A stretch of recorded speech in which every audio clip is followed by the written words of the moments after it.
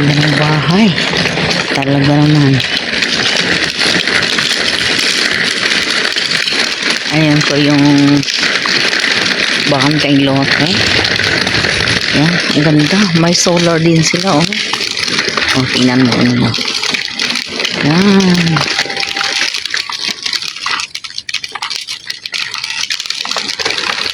Ayan, for sale pa rin po yung yung lupa dito, oh.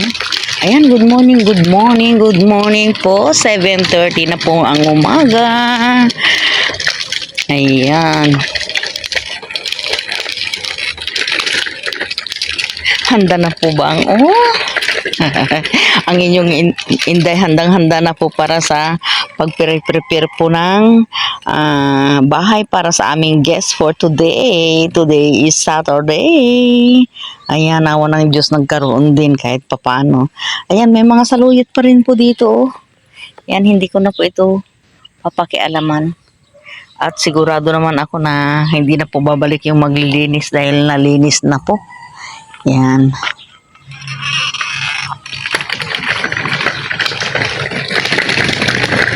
Naglilinis na naman sila. Tapos na yung birthday kahapon ng kanilang bunso. Ayan po yung sinasabi kong bahay na punong-puno ng alambre. Talagang hindi ka mananakawan. Silyadong-silyado kahit nga sa likuran ng ng bakanteng lote na yan. Napalibutan din ng mga barbed wire.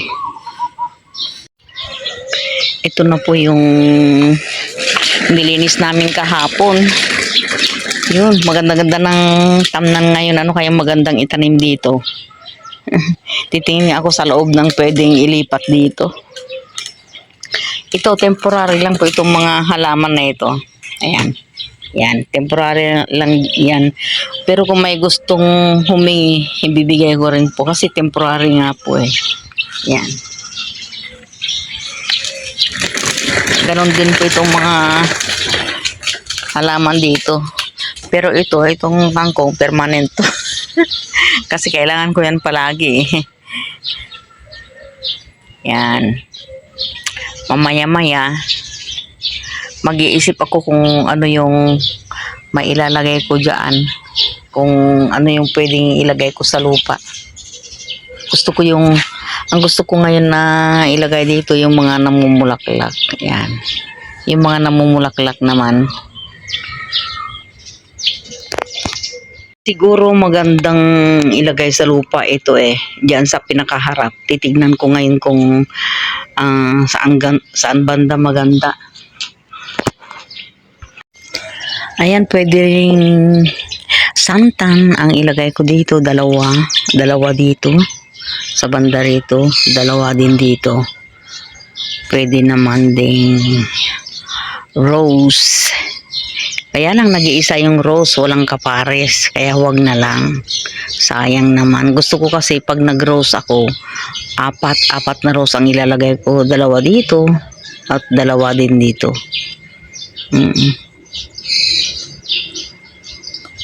O di kaya siguro manghihingi na lang ako ng mga halaman na namumulaklak, yung mga yung alas 10. Ayan, pupunuin ko dyan.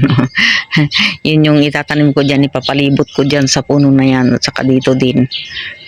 Bali dadagdagan ko na lang ng lupa ito. Ganun na lang siguro. Tapos itong kangkong na ito ilalagay ko na lang sa maayos na lagayan. Pwedeng dyan sa mga gilid-gilid na lang na yan sa mga gawing itaas. Yan. Hindi rin naman pwedeng ilagay dito sa ibaba kasi minsan pinaparadahan dito. Nadudurog yung mga yung mga kangkong ko eh. Pwede ho sigurong ilagay natin dito sa may gilid yung kasi sayang eh kasi may nakatanim na dito eh. Ito. May nakatanim na eh, kaya hindi naman natin pwedeng ilipat ito. Siguro yung santan pwede nating ilagay dyan sa gilid na yan, tapos yung isa dito na lang, di ba? Sa inyong palagay guys. Ganon din doon. Kasi kailangan kung ano yung nandun Kung ano yung meron dito, ganun din dito. Para para parehas, di ba? Oo. Sige, ganun na lang gagawin natin. So, ayan guys, good morning, good morning. Alas 8 na po ng umaga at tayo ay magre-retas na para sa house for the day, para sa ating guest. Ayan, may bagong halaman na po tayo. Ito. Maganda kasi nakita ko. Sayang naman kung itatapon ko. Ito po yung bagong view for today. Ayan. Dagdagan na naman po ang ating mga halaman.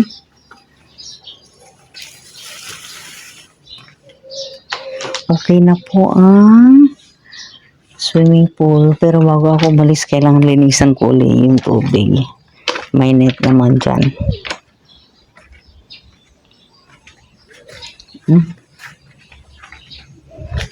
Magang punta rito yung asawa ko, naglinis siya. May pinagsunugan. Kumusta na ang ating guyabano? Ayun. Malaki-laki na rin. Parang gusto ko nga tanggalin itong sako niya. Kaya lang baka magalit yung isa. Ayan na po yung saluyot ko. Bagong ampon. Yan. Ayan, maganda na rin yung halaman ko dito. Ayan na muna natin yan dyan. Ngayon, pag may nanghingi, bigay natin. Kasi baka ma-over, tayo, overcrowded na ba? Mag-uumpisa na po tayo. Ayan. Retouch tayo. Retouch. Mga santan para sa beautification po sa harap, guys. Mamaya-maya pag-iisipan ko pong maigi kung ano yung dapat na ilalagay ko po doon sa labas. Kailangan siguro ng AI, guys. Pero kahit may AI, guys, kung wala naman tayong ibibili ng pampaganda, ay wala tayong magagawa. Bali, ang gagawin po natin ngayon ay punasang mabuti ang mga salamin sa may hagdanan, banyo, kwarto. Ayun po yung sa mga bintana. Ayan, lalong-lalo na. Kasi baka mamaya makatagpo po tayo ng talagang maselan na guest. Nakakahiya po at nangyari na po yun sa amin minsan kasi syempre hindi naman po lahat-lahat ay kayang-kayang gawin ni Inday. Ayan. At hindi ko naman po inaasahan na sila ay magbubukas ng bintana kasi naka-aircon naman po sila. Lahat-lahat ng sulok tinignan po nila ngayon. Nakita po nila na yung mga gilid-gilid po, katulad po nito.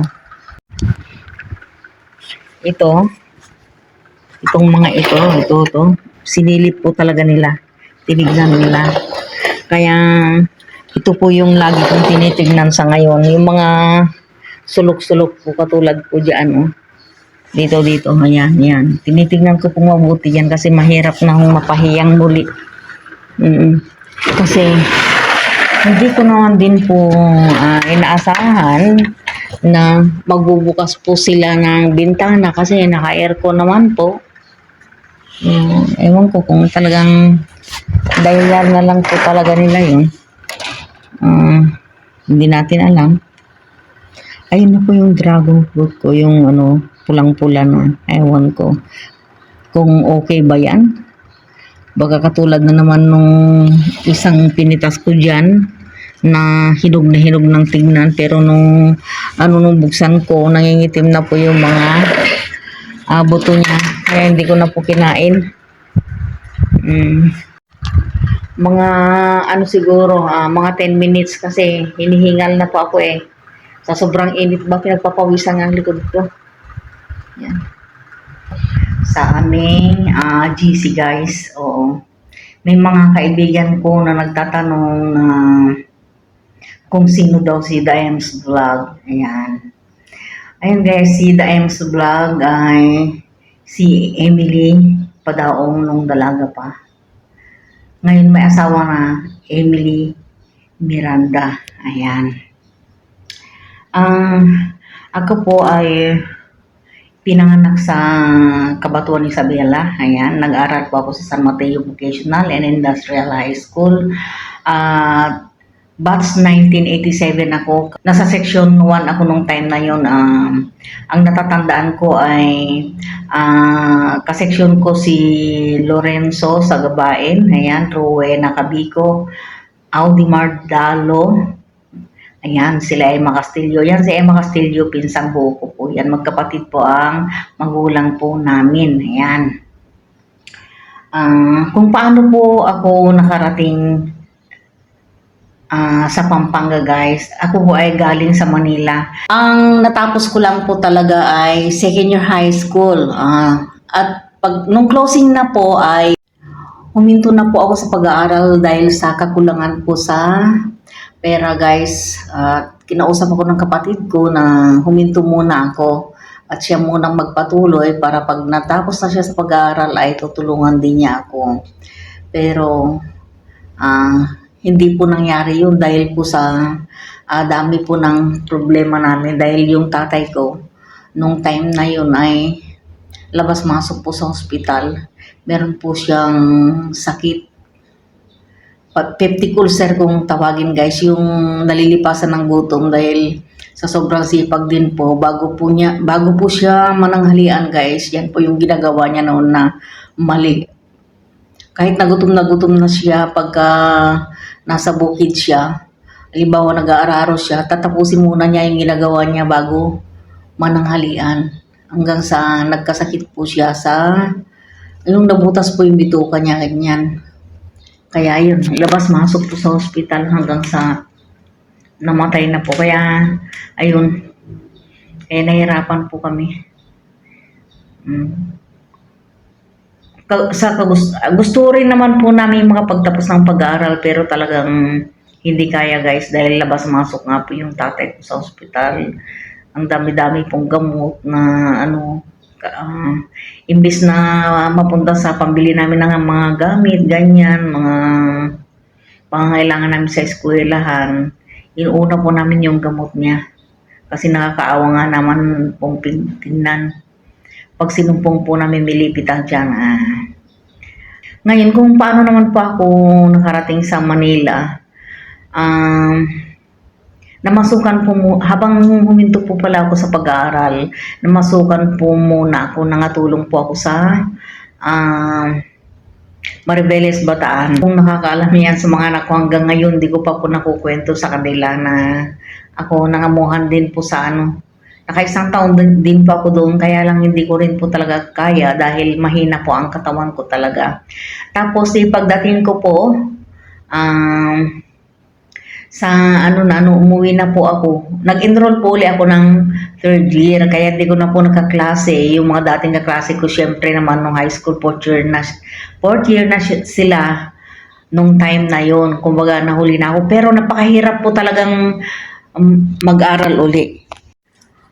Ang masakit po sa akin, ganito po yun eh. Ang hirap po pala pagka nahinto ko sa pag-aaral. Manghirap nang pumasok yung pinag-aaralan sa utak mo. Parang nag-back to zero ka, na-blackout ang utak ko. Talagang kahit anong kagustuhan ko man na pumasok sa utak ko yung pinag-aaralan, ayaw nang pumasok. Kaya mas binabuti ko pong tumigil na lang talaga sa pag-aaral at nag-aral na lang po ako ng TESDA. Ayan. Ang pinapakiramdaman ko na lang kung halimbawa may mga may mga po sa TESDA, sa probinsya, halimbawa may yung munisipyo na magtuturo sila ng paggugupit, pagmamanicure o ayun, doon na lang po ako nagpo-focus. Pero nung second year high school ako, ayan, balik tayo sa pag-aaral uli. Dahil vocational school po yung pinasukan ko, ang pinag-aralan ko po yung cosmetology, kaya tinuloy-tuloy ko na lang po yung cosmetology. Nag-aral po ako sa TESDA kung paano maggupit, mag-manicure, ganyan, magkulot ng buhok. At yun po yung ginawa ko. Namasukan na po ako sa mga parlor. Ayan. Ngayon, nung ano na po, ayan, nag-manage pa rin po ako ng ano sa probinsya namin, sa Cabanatuan, nag-manage din po ako ng parlor. Tapos nung ano na, nung nagsawa na ako sa ano kasi, syempre, probinsya yan, mahina ang customer, ganyan. Sinubukan ko pong makipagsapalaran sa Maynila hanggang sa nakita ko naman po ang aking asawa yan. Ang asawa ko nung time na yun, customer ko po yan. Yan. Doon po ako nagtagal sa Paranaque, doon na rin po ako nagkasawa at nagkaanak. At nung ano na, nung nitong pinalad na rin po itong mga anak ko, nakapagtapos na rin po sila ng pag-aaral. Bumili po ng property yung pangalawang anak ko dito na nakapangasawa ng foreigner dito sa Pampanga. At pinapunta, dito na lang po kami, kumbaga dito na po kami na malagi. Ako na po ang nagmamanage dito sa my transient niya, guys. So, yan po muna ang may kukwento ko po ngayon sa inyo at itutuloy ko na po yung gagawin kong paglilinis para hindi po ako magahol sa ngayon kasi may guest po kami. Maraming salamat po. Bye-bye!